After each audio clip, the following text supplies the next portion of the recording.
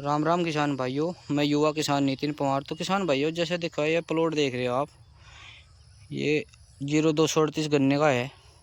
तो किसान भाइयों, जो इसमें ये आपको दिख रहा है, ये नुकसान दिख रहा है, ये जड़ा हुआ दिख रहा, ये किसी बीमारी का ज़्यादा शिकार नहीं है। तो इसमें एक किसान ने ऐसा करा कि इसके अंदर एक तो पहले इसने कुबाड़े की दवाई लगा दी। इसमें जो ये बर्टी हो रही, ये देखो कितनी तकड़ी बर्टी है, कितनी ज़बरदस्त हो रही, पक गई बिल्कुल। तो इसमें किसान ने भाई ने ज़्यादा थोड़ी टाइट सी दवाई लगा दी, खरपतवार नाशक। खरपतवार की दवाई इतनी खतरनाक हो कि इसमें लगने से इतना नुकसान हो गया इनको कि बहुत ज़्यादा है। पूरा का पूरा ईंक इस तरीके से सुखाए थे जैसे कि किसी फंगस से सूख जाग रहे। तो इस वीडियो में मेरा ये बताने का पर्पज़ है, तो जो किसान भाई खरपतवार नाशक का इस्तेमाल अपने खेत के अंदर करते हैं, और आजकल जो देख रहा हूँ मैं बहुत ज़्यादा कर रही, क्योंकि खरपतवार नाशक की शॉर्टेज चल रही, जैसे कि हमारे यहाँ अब फिलहाल यूरिया की चल रही, इसी तरीके से खरपतवार नाशक की भी अब शॉर्टेज चल रही। तो मैं किसान भाइयों ये बताना चाह रहा कि अगर आप अपने गन्ने के अंदर खरपतवार नाशक का इस्तेमाल करो तो वो कृपया ऐसे हिसाब से करो जिससे आपके गन्ने को नुकसान ना हो। अब 2,4-D मैट्री का इस्तेमाल कम किसान कर लगे, हैवी डोज वाला ज़्यादा ले लगे, जैसे कि त्रिशूल आता है, यूपीएल का ट्रिस्कैल आता है, और बहुत सारी ऐसी खरपतवार नाशक है जो बहुत ज़्यादा हैवी होती है।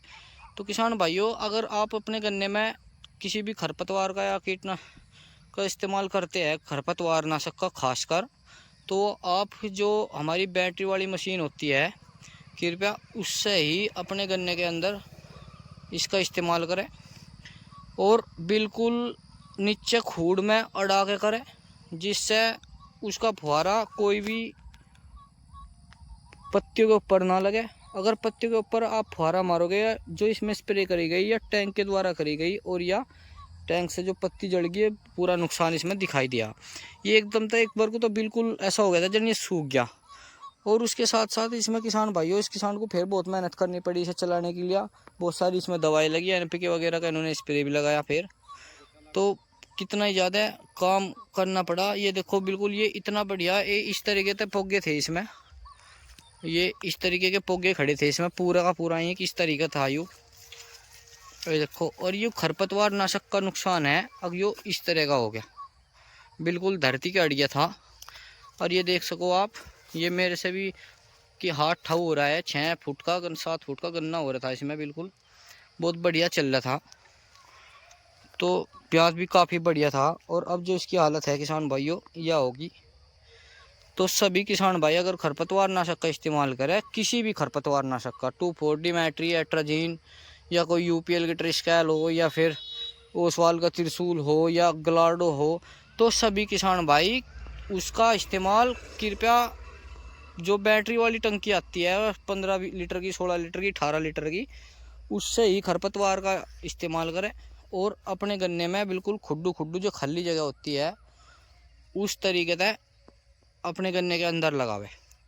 उससे क्या होगा, उससे ये होगा कि आपकी जो गन्ने की पत्तियाँ, उन पर तो बिल्कुल भी वो नहीं लगेगी, दवाई नहीं लगेगी, आपकी पत्तियों को बिल्कुल भी नुकसान नहीं होने का।